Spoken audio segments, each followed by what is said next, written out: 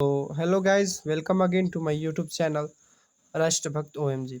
As you know that I am a NDA aspirant and I know a lot about NDA examinations. So in this video I gonna give some tips to crack NDA written exam on the basis of my experience during my preparation. You know guys, in the NDA we are called gentlemen or cadets. So from here I will call all of you as cadets because one day we will one of them. So let's start.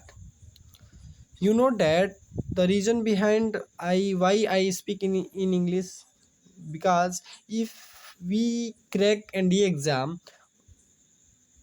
then we should we should go through from the 5-day SSB procedure.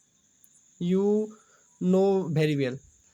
In this SSB procedure, we should speak or communicate only in English with the assessors. So, spoken English is the main or main main. If we know how to communicate with others in a proper manner, we will we will we will impact our assessors. Okay, so I am not a very well speaker spoken English or guider. I am also a beginner, and I am also try to improve my communication skills, जैसा कि आपको सुनकर लग रहा होगा. तो आप अगर अभी से अपने इंग्लिश को इम्प्रूव करना चाहते हैं तो अभी से आपको उसमें थोड़ा आपको बात करना चाहिए. जैसे कि छोटे छोटे शब्द, जैसे कि घर पर ही आप अपने मम्मी या जैसे मम्मी से अगर आप कुछ मांग सकते हैं तो आप कह सकते हैं, ए मम please give me a cup of T और अ ग्लास ऑफ वाटर. ऐसे गुड मॉर्निंग सर, ये थोड़े थोड़ा जो वर्ड हैं, इसको जो डेली यूसेज वाले वर्ड होते हैं उनको याद करना चाहिए. सो अभी रिटन एग्ज़ाम का बात कर लेते हैं, उसके बाद एसएसबी का होगा तो हम बात करेंगे. तो मेरे अकॉर्डिंग अगर हम लोग कि कोई भी अगर एनडीए एग्ज़ाम की तैयारी कर रहा है तो सबसे पहले उसको एनडीए एग्ज़ाम की आपको उसकी जो रिटन एग्ज़ाम है उसका पैटर्न मालूम करो, सिलेबस मालूम करो. सिलेबस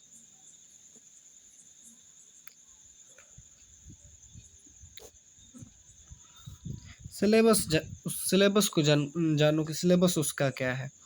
और साथ ही साथ सिलेबस के साथ साथ उसके थोड़े, अगर आप अकॉर्डिंग टू योर क्लास, मतलब आप किस क्लास में पढ़ते हो. अगर आप 12 में हो तो 11-12 का ही सिलेबस होता है. आप ठीक है, लेकिन कुछ टॉपिक 10 से रिलेटेड, मतलब आपके क्लास 10 से रिलेटेड होते हैं.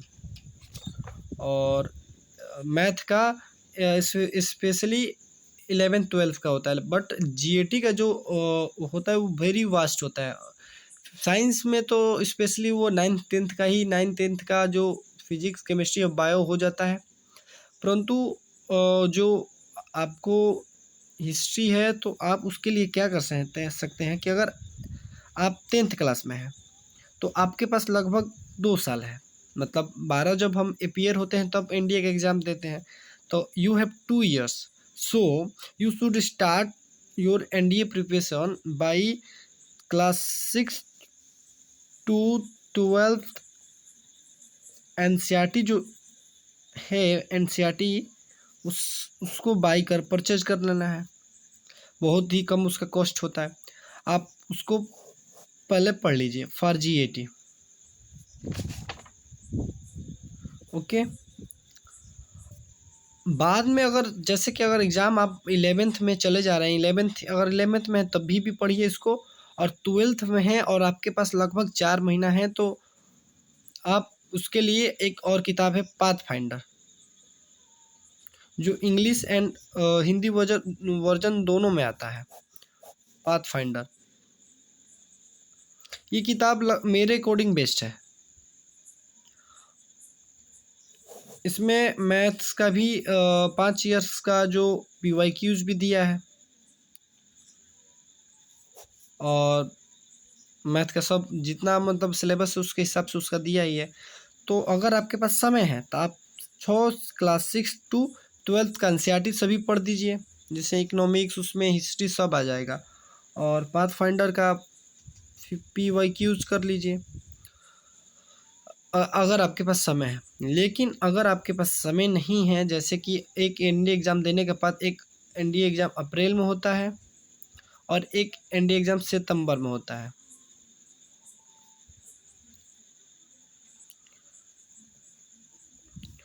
तो अगर आप अप्रैल का अटेम्प्ट मान लीजिए चला गया या उसकी प्रिपरेशन कर रहे हैं और ज़्यादा समय नहीं है, तो आप ज़्यादा टेंशन मत लीजिए। लास्ट के समय में आप जितना हो सके इतना रिवीजन कीजिए।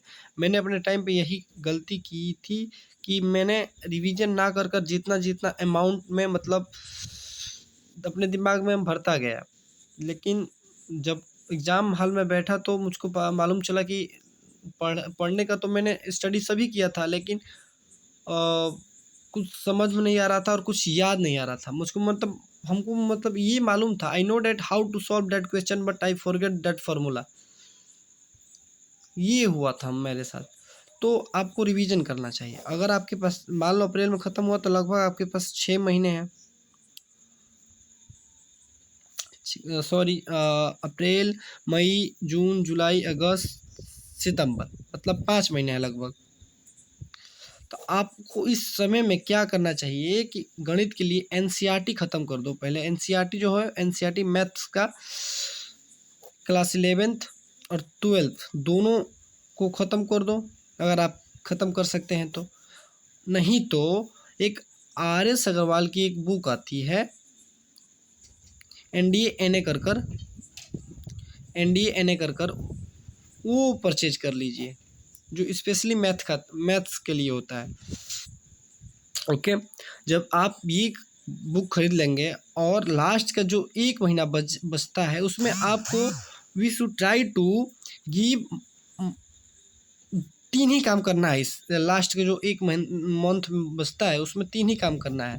पहला, सबसे जो ज़रूरी, रिवीजन। उसके बाद मॉक टेस्ट दो अलग अलग चैनलों से। अभी कितना यूट्यूब चैनल उस पर जाकर आप फ्री का मॉक टेस्ट ले सकते हैं। जैसे टेक्स्ट बुक नाम के ऐप आता है, उसमें 3 मॉक टेस्ट फ्री में मिलता है लॉगिन करने पर। तो अगला जो है उसमें PYQs करिए आप। PYQs के लिए एक बुक और सवाल का मंगवा लीजिए। स्पेलिंग राइटिंग गलत होगा तो उसके लिए आई एम सॉरी। और सवाल का जो PYQs का होता है उसमें लगभग 10 साल या 11 साल का प्रीवियस ईयर क्वेश्चन होता है, तो आप उसको कर सकते हैं।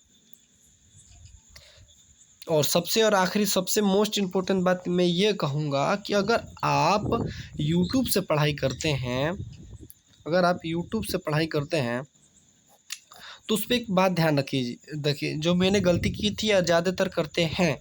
और यूट्यूब छोड़ो ना, अगर अलग अलग बुक्स हैं तो हम लोग क्या करते हैं कि हम चाहते हैं कि जैसे कि यूट्यूब पे कितने ऐसे टीचर हैं जो अच्छा पढ़ाते हैं, उनका कंटेंट भी अच्छा है, तो किसी एक टीचर को पकड़कर उसके साथ ही मतलब वो एक उसके अकॉर्डिंग ही पढ़ो तो अच्छा रहेगा। अगर आप 10 जैसे कहावत है कि अगर एक किताब को 10 किताब को पढ़ने से अच्छा है कि एक ही किताब को 10 बार पढ़ दें। इसीलिए मतलब मेरे कहने का मतलब ये है कि अगर आप पाथफाइंडर खरीद रहे हैं तो पाथफाइंडर को ही बार बार रिवीजन कर दो, एक बार उसको ख़त्म कर दिए। ये नहीं कि पाथफाइंडर खरीदने के बाद उसको ख़त्म करने के बाद कोई दूसरा बुक लगाइए, ऐसे नहीं। आप उसको जितना बार पढ़ेंगे उतना ही आपको रिवीजन भी होगा और आप में इम्प्रूवमेंट आएगा एकदम सवाल करने का। तो यूट्यूब पे कोई एक टीचर पकड़िए और उसी टीचर को से सिर्फ पढ़िए, ऐसी बुक्स में है। तो लास्ट में मैंने ये गलती किया था कि जो टीचर मतलब उसका एक वीडियो देख लेता था और मुझको लगता था कि नहीं ये टीचर अच्छा है, वो टीचर अच्छा है, और लगभग सब वीडियो उनका देखने लगता था। तो उसमें क्या होता था कि एक ही चैप्टर का मैं 2-3 बार मतलब समझ लूँ। जैसे कि मान लो I want to learn about trigonometry, so there is a teacher Neha ma'am Agarwal, वो जो नेहा अग्रवाल मैम जो है उनका चैनल है वो हो गए। फिजिक्स वाला पे डिफेंस वाला जो एक चैनल है वो हो गया। एक 2-3 चैनल और हैं। तो अगर अर्पित अग्रवाल लर्न विद सुमित, तो अलग अलग चैनल पर अगर एक ही बार ट्रिग्नोमेट्री पढ़ोगे तो उससे क्या फ़ायदा होगा? एक ही चैप्टर पे जाओ रहोगे और आपका समय भी बर्बाद होगा। इससे अच्छा है कि एक ही मास्टर को पकड़ो, ट्रिग्नोमेट्री उस पे करो, उस ट्रिग्नोमेट्री का पी वाई क्यूज करो और कुछ इंपॉर्टेंट अपने से क्वेश्चन लगा लो। तो इससे क्या होगा कि आप में इम्प्रूवमेंट आएगा, समय बचेगा। देखो स्टूडेंट लाइफ में the most important thing is time. So ऐसा काम मत करो जिससे टाइम कंज्यूम ना, और कंसिस्टेंसी बनाए रखो। किसी सबसे ज़रूरी कंसिस्टेंसी बनाए रखो, ठीक। Consistency is the key of success. So इसी के साथ let's end the video. And if you want to more about if you want to know more about NDA, so please subscribe the button and like and share. Jai Hind, Jai Bharat.